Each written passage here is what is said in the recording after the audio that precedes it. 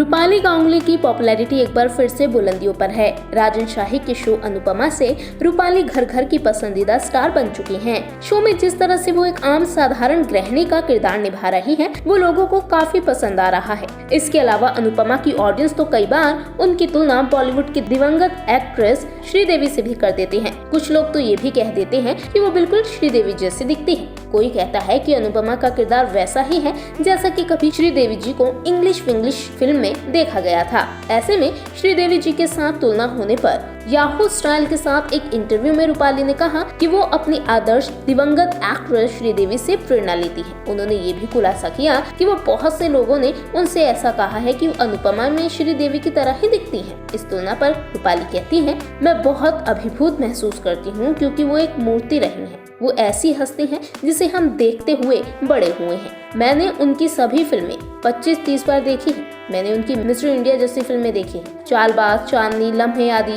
Cinema घरों में कम से कम 8-10 बार देखी। रूपाली आगे कहती हैं, मैं श्रीदेवी के प्रति इतनी जुनूनी हूँ और मुझे लगता है कि अगर आप किसी को अपना आदर्श मानते हैं तो उनका व्यवहार आपके व्यवहार में भी झलकता है।